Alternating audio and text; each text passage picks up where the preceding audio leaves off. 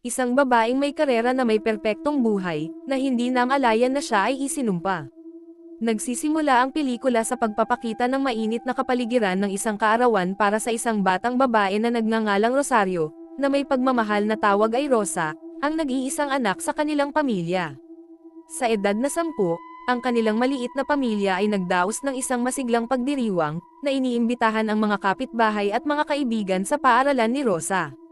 Sa unang tingin, tila perpekto ang lahat dahil silang apat ay magkakasamang nakatira sa iisang bahay.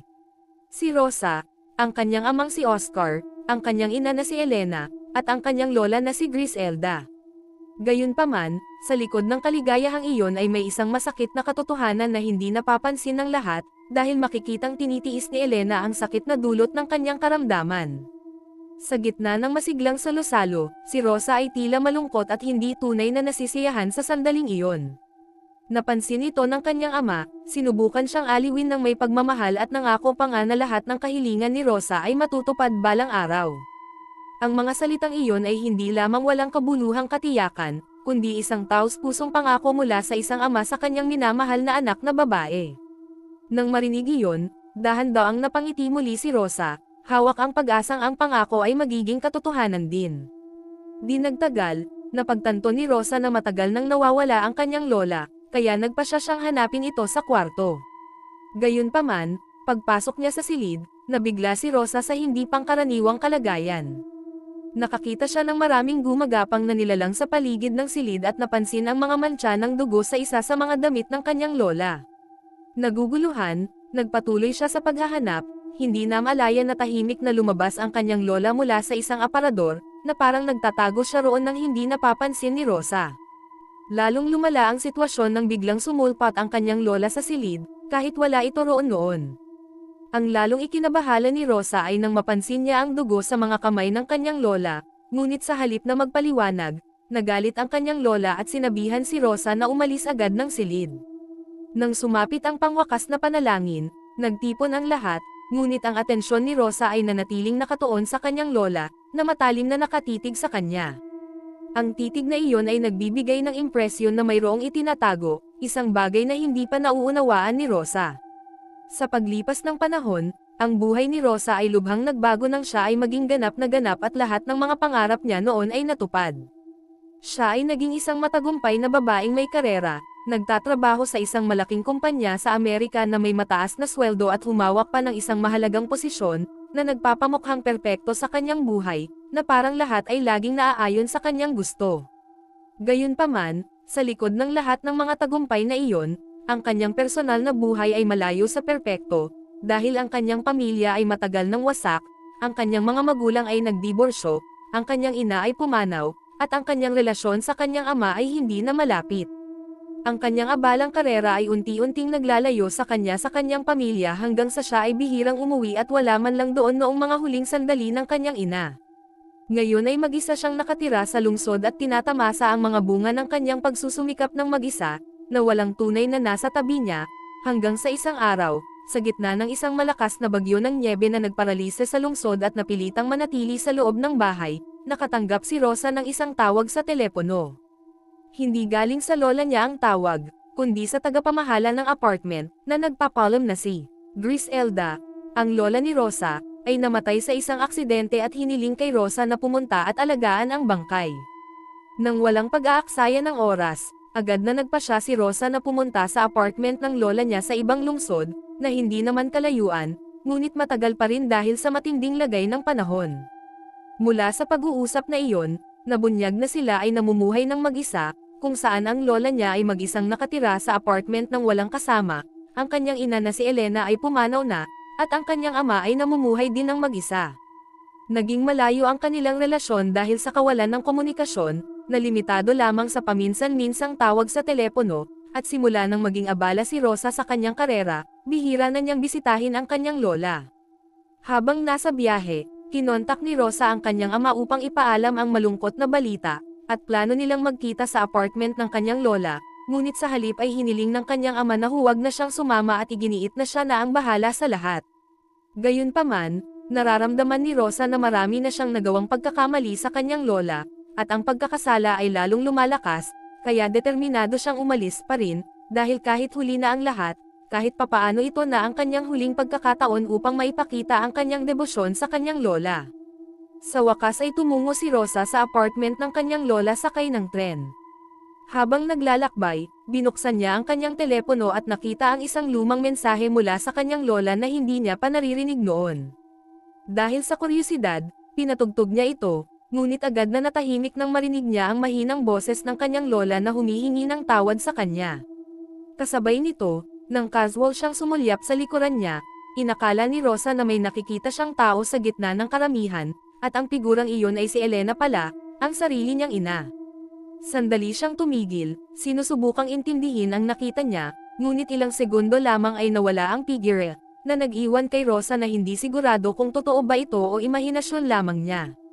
Sa madaling salita, nakarating si Rosa sa apartment kung saan dating nakatira ang kanyang lola, isang lumang gusali na mukhang luma na at karamihan ay tinitirhan ng mga matatandang residente. Doon, sinalubong siya ni Marty, isang tagapangalaga ng gusali na siyang naghatid sa kanya papunta sa unit ng kanyang lola. Hindi talaga alam ni Marty ang nangyari. Natagpuan na lamang niya ang lola ni Rosa na wala ng buhay, at ipinapalagay na ito ay namatay dahil sa pagkahulog. Pagpasok ni Rosa sa silid, agad siyang nakaramdam ng hindi komportableng kapaligiran. Mamasa-masa, marumi, at makalat ang espasyo, na parang matagal nang hindi naaasikaso. Nakipag-ugnayan na ang management sa isang ambulansya, na inaasahang darating sa lalong madaling panahon. Matapos ipakita kay Rosa ang silid, iniwan siyang mag-isa ni Marty sa loob. Nakatayo sa harap ng bangkay ng kanyang lola, natatakpan ng kumot, si Rosa ay labis na nagsisisi dahil naging abala siya sa kanyang karera at napabayaan ang kanyang lola, na mag-isa at malinaw na nangangailangan ng kanyang presensya. Gayunpaman, nang iangat niya ang kumot, nabigla si Rosa sa mukha ng kanyang lola, na mukhang nakakabagabag habang nakadilat ang mga mata. Hindi lang iyon, sa ilang bahagi ng kanyang katawan, napansin ni Rosa ang maraming kakaibang hiwa at marka na bumubuo ng mga hindi pamilyar na simbolo. Mas lalong nakakadurog ng puso ang sitwasyon nang makita ni Rosa ang kusina na puno ng bulok na pagkain, na nagpapahiwatig na ang kanyang lola ay matagal nang nabubuhay sa napakahirap na kalagayan. Kasabay nito, narinig niya ang tunog ng ambulansya na paparating, dahilan para buksan niya ang bintana at iwagayway ang kanyang kamay bilang senyales, ngunit kakaiba, umalis na lamang ang ambulansya. Dahil sa pagkalito, humingi ng tulong si Rosa, ngunit sinabihan siyang maghintay dahil ang matinding bagyo ng nyebe ay nagpapanganib sa sitwasyon sa labas, at maraming biktima ang nangangailangan ng agarang atensyon. Dahil wala nang ibang pagpipilian, kinailangan pang maghintay ni Rosa at manatili sa loob ng apartment kasama ang bangkay ng kanyang lola. Habang naghihintay, nilaybot niya ang tingin sa paligid ng silid, ngunit ang kapaligiran ay lalong naging kakaiba at nakakabagabag. Bigla siyang nagulat sa isang ingay sa likuran niya, at nang lumingon siya sa bangkay ng kanyang lola, may nakita siyang gumagalaw sa loob ng kanyang ilong. Ilang sandali pa, isang uod ang gumapang palabas, na ikinagulat at ikinasuklam ni Rosa. Nag-aatubili siyang pulutin ito gamit ang isang tela, ngunit biglang may lumitaw na sugat sa kanyang palad, at mabilis na gumapang ang uod papasok dito. Mas malala pa, ilang sandali pa, lumabas muli ang uod sa kanyang tainga, na nag-iwan kay Rosa na natataranta at lubos na nalilito sa nangyayari. Bago pa niya mapakalma ang sarili, nakarinig siya ng katok mula sa likod ng isang aparador. Nang buksan niya ito, nakita niya ang isang ulo ng kambing sa loob, at sa likod ng tambak, may isang nakatagong pinto na nakakandado. Gayunpaman, bago pa siya makapagsiyasat pa, may narinig siyang kumakatok sa pinto ng apartment. Binuksan ito ni Rosa at nakita ang isang lalaking nagpakilalang kapitbahay niya, na nagngangalang Joe. Pumunta siya para kunin ang isang kawali na dati niyang ipinahiram sa lola ni Rosa. Ngunit dahil tila medyo mapilit si Joe sa pagpasok, mariing tumanggi si Rosa at isinara ang pinto, nangakong hahanapin niya ang gamit at ibabalik ito mamaya. Pagkatapos noon, lalong lumakas ang kanyang kuryosidad tungkol sa mga kakaibang pangyayaring kanyang naranasan. Sinuri niyang muli ang katawan ng kanyang lola at napagtanto na halos natatakpan ng mga kakaibang simbolo ang kanyang buong katawan. Natagpuan din niya ang isang cade ng may tinak na nakapulupot sa isa sa mga binti ng kanyang lola, na may nakasabit na maliit na susi. Agad na ipinaalala sa kanya ng susi ang nakatagong pinto na natuklasan niya kanina. Nang subukan niya ito, Akmang-akma ang susi at nabuksan ang pinto, na nagpapakita ng isang nakatagong silid sa ilalim nito. Ang silid ay puno ng mga buto ng hayop at iba't ibang kakaibang bagay, nakahawig ng isang lugar na ginagamit para sa mga ritual. Sa loob ng nakatagong silid, natagpuan ni Rosa ang isang kakaibang bagay na parang manika, at sa ilalim nito ay may nakasulat na pangalang Kobaen. Ngunit hindi iyon ang pinakanakakagulat na bahagi, dahil sa ritual na altar, natuklasan ni Rosa ang isang bagay na mas nakakagambala, isang larawan ng kanyang sarili noong bata pa, kasama ang mga hibla ng kanyang buhok at maging ang kanyang mga ngipin. Ang pagtuklas na ito ay nagpasimula kay Rosa na mag-isip ng negatibo, pakiramdam na ang lahat ng naroon ay direktang konektado sa kanya. Kasabay nito, ang kapaligiran sa loob ng apartment ay unti-unting nagiging mas nakakatakot, na pinupuno si Rosa ng matinding takot na hindi na niya mapigilan. Hindi na nagdalawang isip pa, agad siyang lumabas ng apartment. Nag-iwan lamang ng isang sulat upang kung sakaling dumating ang ambulansya, madala nila agad ang bangkay ng kanyang lola. Sa labas, patuloy pa rin ang malakas na bagyo ng nyebe, ngunit pinilit ni Rosa ang sarili na umalis dahil pakiramdam niya ay mas ligtas siya sa labas kaysa manatili sa apartment na iyon. Gayunpaman, ang desisyong iyon ang nagdala sa kanya sa mas malalang sitwasyon, dahil sa labas ay nagsimula siyang makakita ng mga nakakagambalang aparisyon na isa-isang lumilitaw, unti-unting lumalapit sa kanya. Dahil wala nang ibang pagpipilian, napilitan si Rosa na bumalik sa apartment ng kanyang lola. Sa loob, sinubukan niyang maghanap ng paliwanag para sa lahat ng nangyari, at ang kanyang paghahanap ay kalaunan ay nagdala sa kanya sa impormasyon tungkol sa mga simbolo, sa manika, at sa ritual na kanyang natuklasan, na nagdala sa kanya sa isang sistema ng paniniwala na kilala bilang palo. Mula roon, nalaman niya na ang palo ay isang madilim na espiritual na kasanayan, na nagmula sa pinaghalong mga tradisyon ng Afrika at Katolisismo sa Latin America, at ang mga tagasunod nito ay kilala bilang paleros. Naalala ni Rosa na ang kanyang lola ay dating kasangkot sa mga ganitong kasanayan, ngunit ngayon lamang niya napagtanto na ang mga ito ay may kinalaman sa mga ritual na konektado sa madilim na puwersa. Mula sa kanyang pananaliksik, nalaman niya na ang mga kasanayang ito ay may kinalaman sa mga sakripisyo at paggamit ng isang espesyal na sisidlang bakal bilang daluyan para sa paggawa ng isang kasunduan, na eksaktong kamukha ng bagay na kanyang natagpuan sa nakatagong silid. Pinaniniwalaang ang sisidlan ay nagbubuklod sa isang kasunduan na maaaring magdala ng kapalaran o sumpa, at sino mang nakatali dito ay hindi madaling makakatakas. Mula noon, napagtanto ni Rosa na ang mga kakaibang pangyayaring nangyayari sa kanya ay hindi nagkataon lamang, kundi isang bagay na may kaugnayan sa ritual na minsang isinagawa ng kanyang lola. Agad niyang tinawagan ang kanyang ama, na papunta pa rin, at sinabi rito ang lahat ng kanyang natuklasan, kasama na ang kanyang paniniwala na siya ay naging biktima ng isang bagay na may kaugnayan sa nakaraan ng kanyang lola.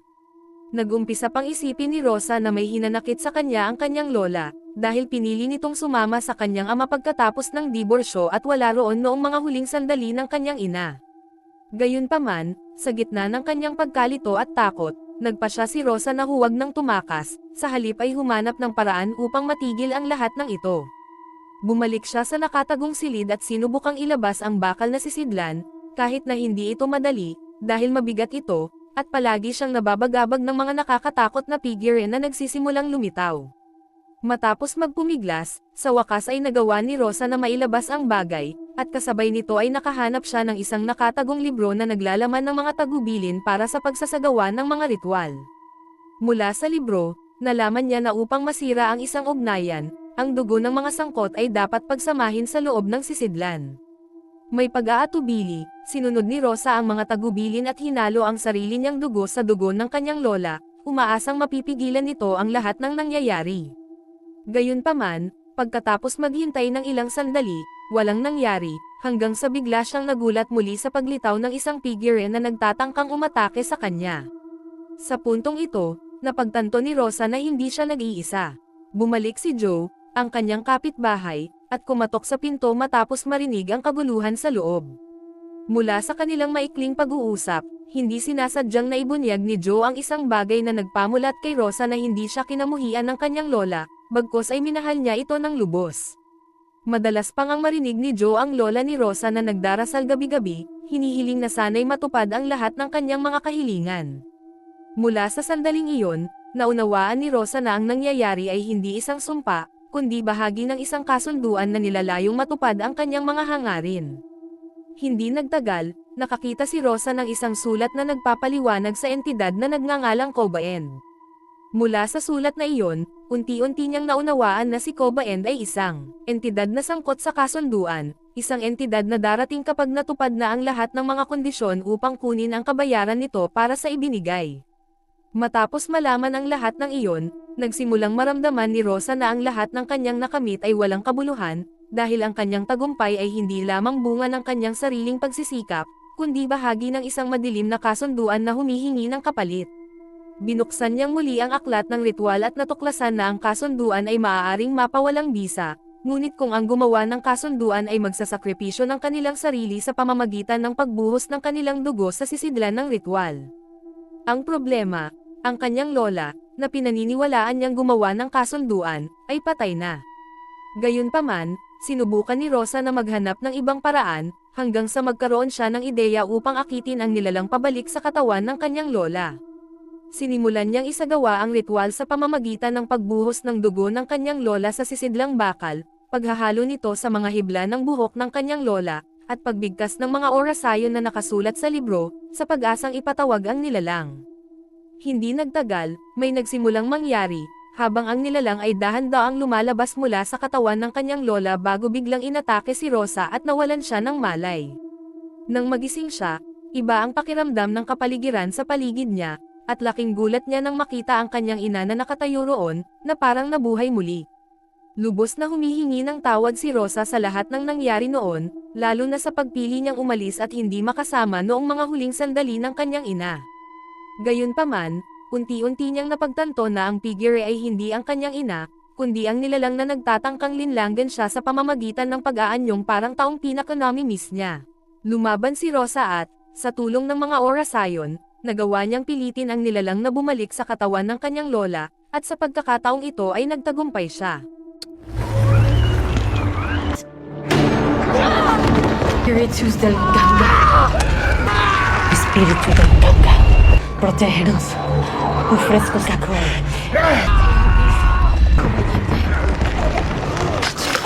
Kinabukasan, dumating ang kanyang ama at nadatnan si Rosa na nanghihina sa loob ng apartment.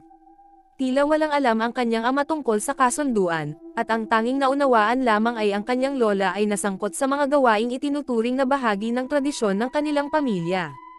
Pagkatapos noon, kinuha ang bangkay ng kanyang lola, at unti-unting bumalik sa normal ang sitwasyon, na parang natapos na ang lahat.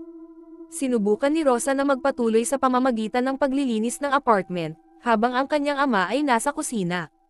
Gayunpaman, nang tumingin siya sa isang lumang litrato, may napansin siyang kakaiba. May mga bakas ng dugo sa mga kamay ng kanyang ama. Lumaki ang hinala, kaya agad niya itong hinanap, at kalaunan ay natagpuan ito sa loob ng nakatagong silid. Doon tuluyang nabunyag ang katotohanan. Hindi ang lola niya ang nakipagkasundo sa nilalang, kundi ang ama nito. Ginawa niya ito upang tuparin ang pangako nitong pasayahin si Rosa pagkatapos ng diborsyo nila ni Elena, at upang matiyak na matutupad ang lahat ng pangarap ni Rosa. Dahil alam ng lola niya ang ginawa nito, pinili niyang akuan ang mga kahihinatnan nito, isinakripisyo ang sarili upang hindi direktang maapektuhan sina Rosa at ang ama nito. Sa lahat ng panahong ito, pinipigilan ng kanyang lola ang nilalang at pinakakain ito ng sarili niyang dugo upang mapanatili itong kontrolado. Ngunit pagkamatay ng kanyang lola, nawala ang balanseng iyon, at si Rosa ang naging susunod na target. Nang mapagtanto ang kanyang pagkakamali, nagpa siya ang kanyang ama na magbayad sala sa pamamagitan ng pagsasakripisyo ng kanyang sarili kapalit ni Rosa. Gayunpaman, sa halip na matapos, lalong lumala ang sitwasyon ng maging mas agresibo ang nilalang, sinakop ang katawan ng kanyang ama, at sinimulang salakayin si Rosa. Isang marahas na pagpupumiglas ang sumunod.